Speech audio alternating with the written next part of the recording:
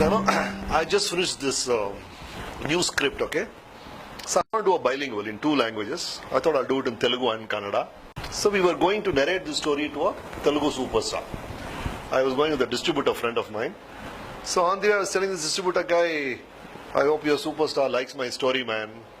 And he said, who cares whether he likes your story? It's more important he likes you. His story comes later. They should like you first. When people like you, your big ideas sound much bigger.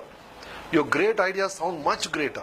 So the basic thing I think is about connecting with people. Being nice to people. Just be nice. The world is forced to be nice to you. Isn't it? See, you throw something and the world bounces back to you. So just be nice. My strong belief is, whatever you do, whatever you're doing right now, there is a better way to do the same thing. And whoever you are, there is a better person inside you.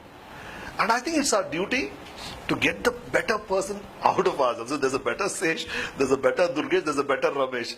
And I think every day we should get that guy out and do things better. The things that we are doing, our knowledge, our relationships, everything we can do it better than we are doing now. So I think the whole journey is about being the best version of yourself in your work, in your life. So these are the only two things. Can I use this? Yeah. The first thing is be the best version of yourself. Second thing, build rapport.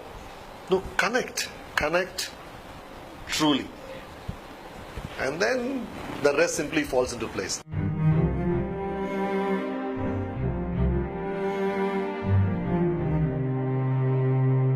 So in my talk show, I ask all the achievers, if you want to say sorry to somebody, if you want to thank somebody, whom will you say sorry to? Whom will you say thanks to?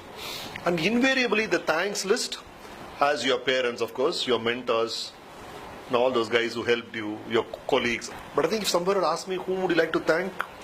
Of course I want to thank my parents, I want to thank my wife. Along with that, I would like to thank my own younger self. Because when that 18-year-old, 20-year-old guy, he started reading books. He started, doing things very sincerely. He was so bloody disciplined. So I think all of us should do things which your older self will thank you for, whatever age you are in. You're 30 years old, 20 years later, let's say, the 50-year-old looks back and says, thank you, Durgesh, you take care of yourself. No, you didn't screw up the body, you didn't drink and make my liver go wrong. That guy should thank you after 20 years. Whatever you did, he said, good, you took a decision when you were 30 to do something solid with your life. That I have such a big house now, I have all the great things of life, because you worked hard when you were 30. So I think you owe it to your older self to do things right now, isn't it? In fact, when you take a loan, you go to a bank or you take so much of loan from somebody, what are you taking a loan about?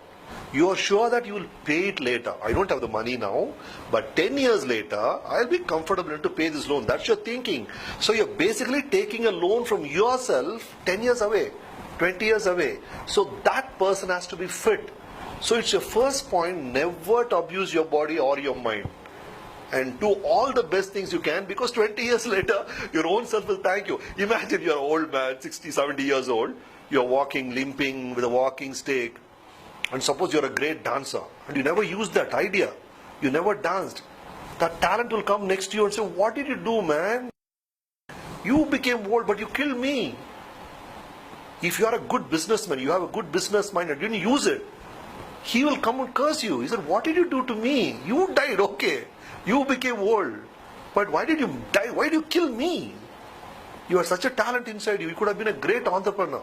You could have been a great director. You could have been a great actor. You didn't do it. You don't want your older person to curse you, isn't it? So you got to do it now.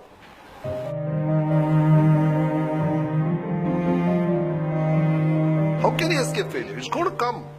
You go down the steps, take a right turn, in the corner, failure is waiting for you. There's no way you can escape it.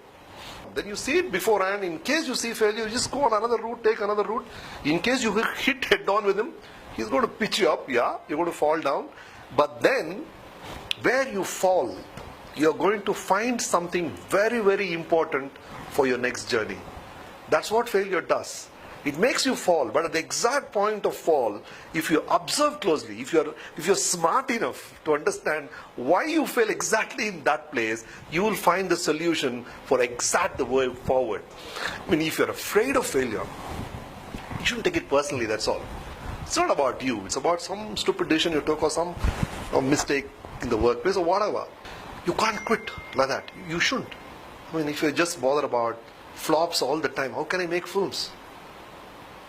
I give hits, I give flops, I make average films, but I keep working all the time. What exactly is a success story? You promise something and you deliver the promise. Next time he comes back to you, you promise more, deliver more if possible, plus more. And every time you're actually building a layer of trust. You build a layer of trust, another layer of trust, another layer of trust, another layer of trust, and you have a mammoth trust on which you're sitting. Quality that you promise in your work, in your attitude, in you as a person, you keep on delivering every day, every minute. You keep delivering the promise. Basically, success comes down to that trust others have in you, in your work.